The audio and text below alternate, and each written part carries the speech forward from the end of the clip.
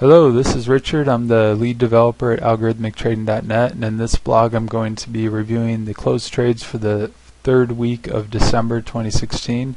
It's going to be trades covering 12:10 to 12:16.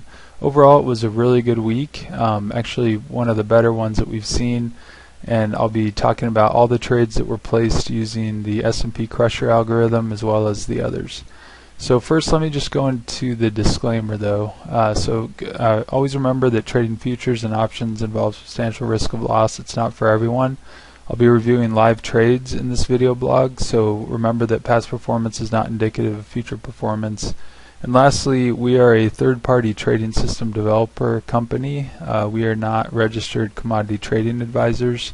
So just keep all that in mind as we go through the trades that we had this week. And feel free to pause this screen if you want to read it a little more closely. Okay, so as I mentioned, we had a really good week. I'm going to just talk about some of the highlights, and then we'll go into every trade that we placed. So first off, for this week, the S&P really moved sideways. That's what this chart shows here.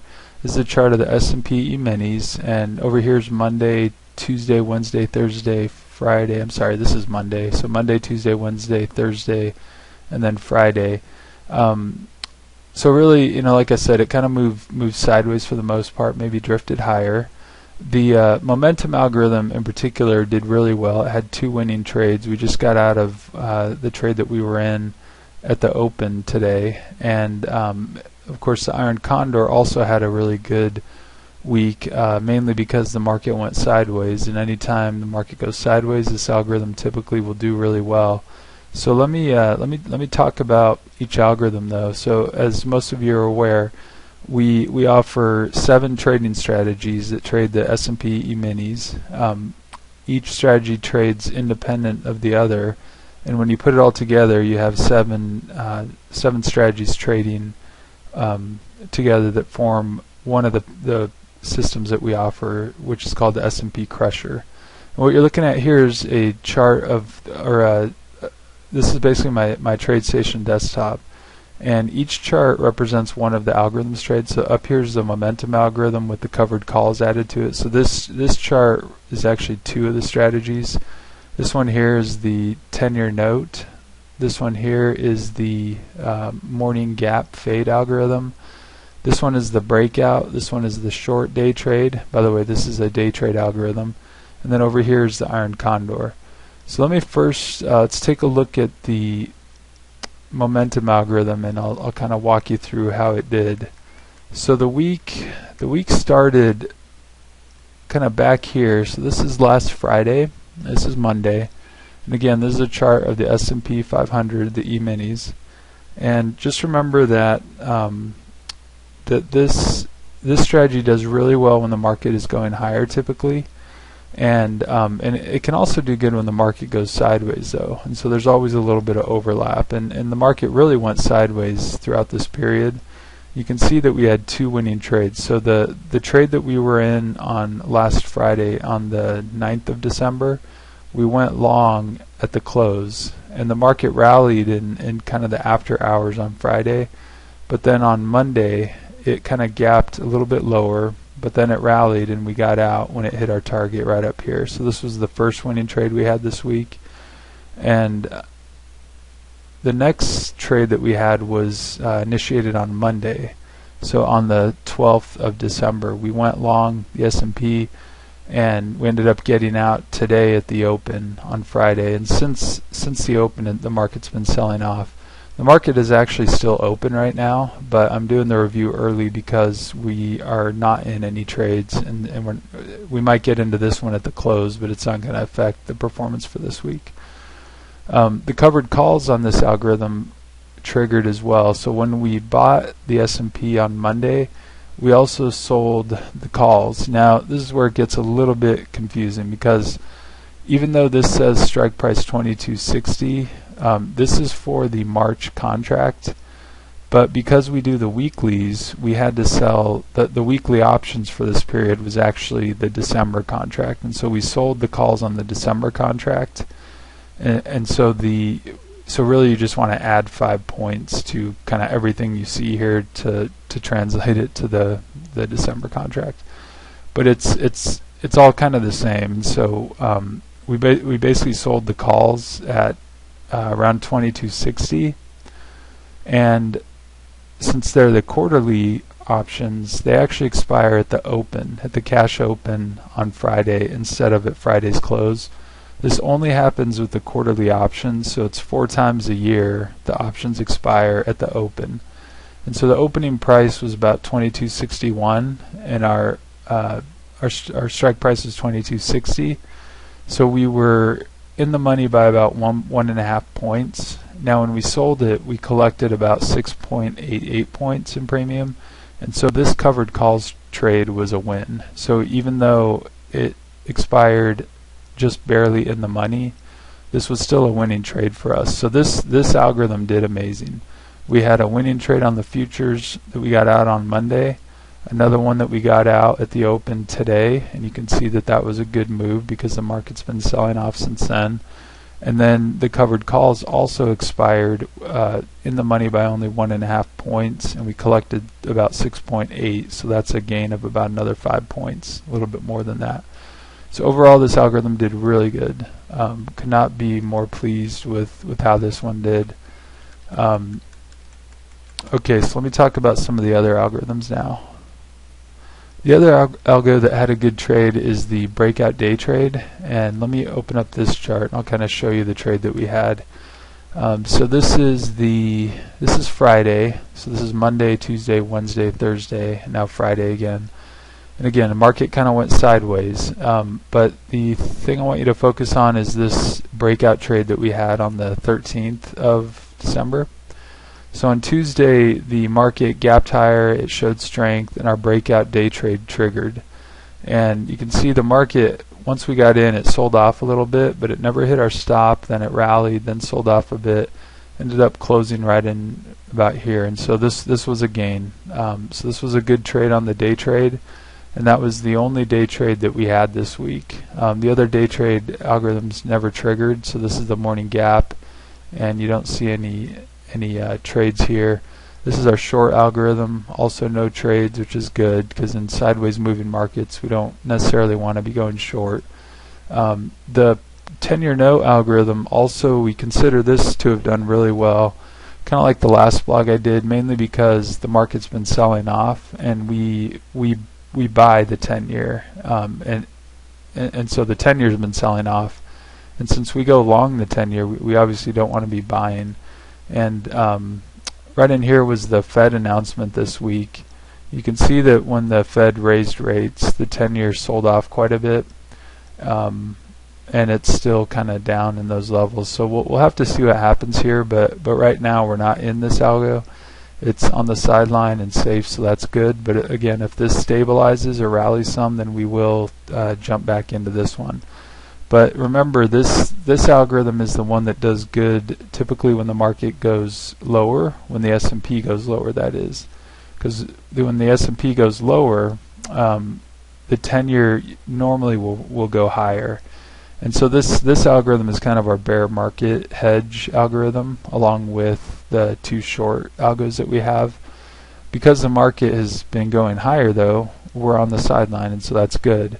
And those of you that follow me, you kind of know the methodology that we have, where we admit that no one can predict the market with 100% accuracy. So instead of having one algorithm that does good in all market conditions, what we try to do is have multiple algorithms. Each one has its own strength, where the momentum algorithm does good when the market goes higher, and when the market goes lower, it tries to get on the sideline. The 10-year note algorithm does good when the S&P goes lower, because we will go long the 10-year, and again, usually the 10-year goes higher when the markets go lower. And then the iron Condor, this one here, I haven't talked about it yet, but it does good, designed to do well when the market goes sideways. And today, this week, it had another winning trade that I'll talk about. The short algorithm is designed to do well when the market goes lower. And then the morning gap, the same thing. I'm sorry, this one's a morning gap. And then the day trade breakout long is a kind of a long biased algorithm. So when you put it all together, we have 7 algorithms that trade independent of one another, each one attempting to do well for the market condition that it's designed for, and then to not lose a lot or even have small gains in the contrary positions. And the 10-year note is a good example of an algorithm that does good when the market goes lower, and the key and most of the design effort is in trying to prevent losses when the market, the S&P that is going higher. And the way you do that is by getting on the sideline, and so that's what we've done. So it's done really well. And the last algorithm I'll talk about is the Iron Condor. So the Iron Condor had a really good week. The market went sideways, and you can see this is Monday, Tuesday, Wednesday, Thursday, Friday. So what you're looking at is a chart of the S&P with on the 10-minute interval. So each candle's 10 minutes. But on Monday, when the market was closing, we initiated a Iron Condor trade. And again, this is referencing the March contract, but it actually placed it on the December contract. And so instead of the 2260 call, it was actually the 2265, and instead of the 2245, it was the 2250.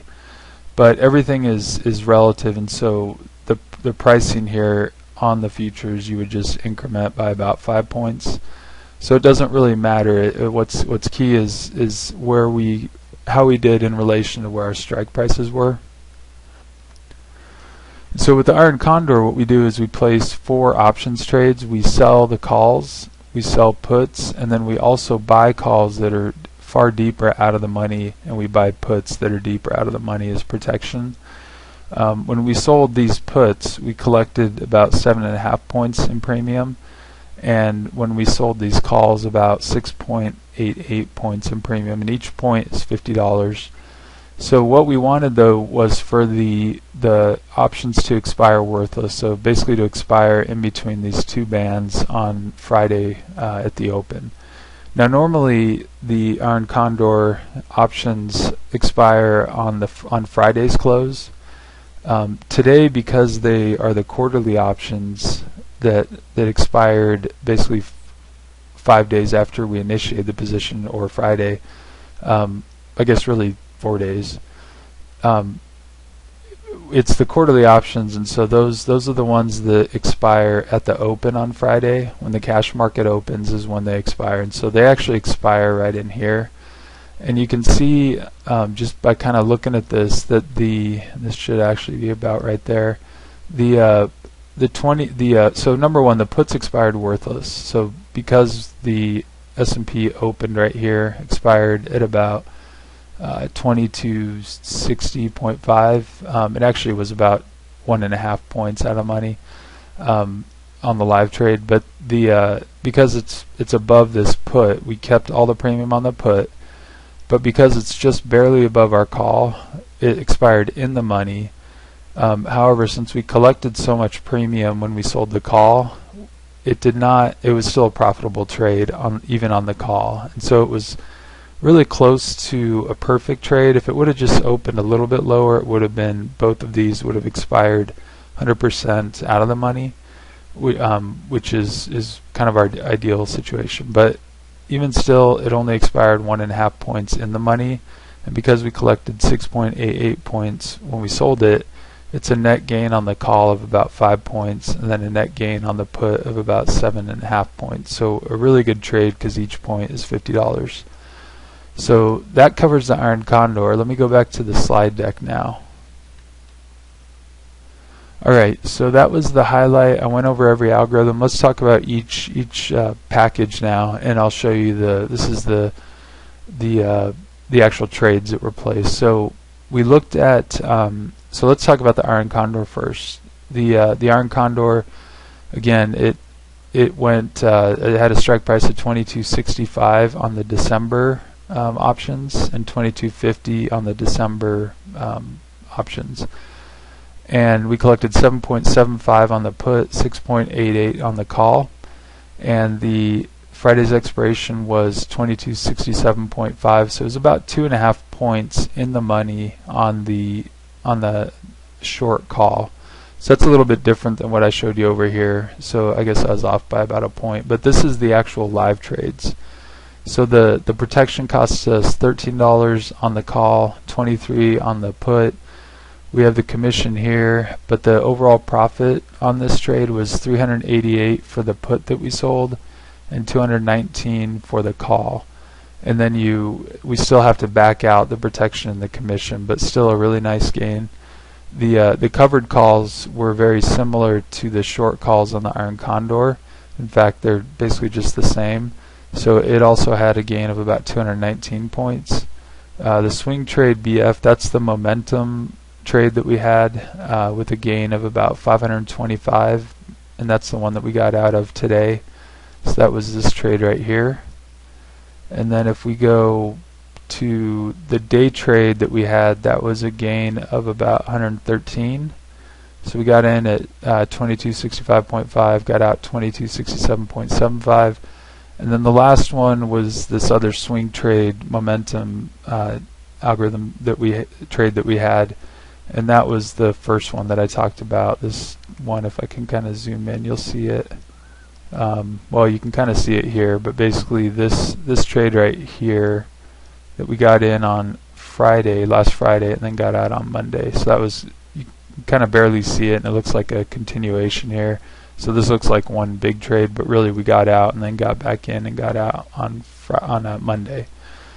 So when you put it all together, the overall gain after you back out commission, the protection, was 1,537 per 30K traded for a gain of about 5%. So again, a really good week on the S&P Crusher.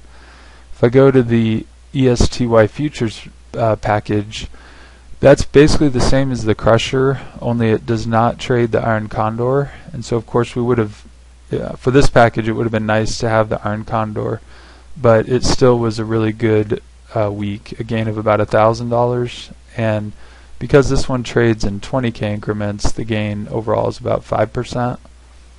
If we go to the Iron Condor, you'll see the two Iron Condor trades that we already talked about, gain of 532 per 10K traded. And again, this 10K is kind of an aggressive allocation. Most people do 1 per 20K when they do this, but on a 10K account, a really nice gain of 5%.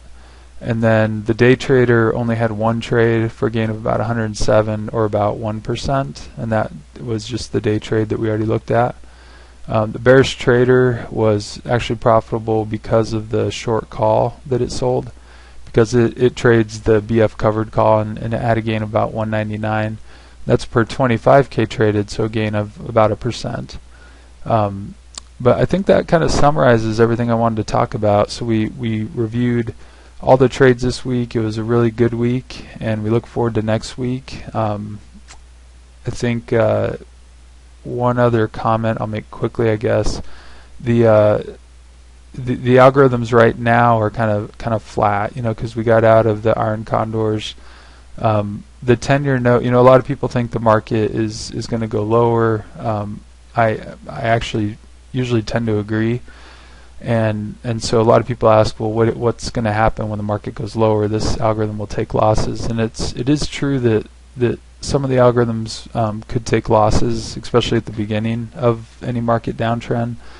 But the 10-year no algorithm will trigger eventually, and so if the market kind of goes sideways for a few weeks and the 10-year stabilizes, usually what happens is we get in the 10-year, we have a few trades on the momentum. The Iron Condor will probably have some trades that are hopefully winners, but in the end we really don't care which direction the market goes, because we have algorithms that are designed to do well in each market condition. And if you want to hear more about kind of that side of this, then I recommend you watch the design methodology video that I have. In that video I talk about in quite a bit of detail just the overall methodology of this, 7 algorithms trading independent, each one with a certain strength and a certain weakness, and then when you overlay all of them on top of each other, then the net is usually a positive period, whether it's up, down, or sideways. So again, I think that's it, and thanks a lot for watching. Have a great day, and we'll talk to you next week. Bye-bye.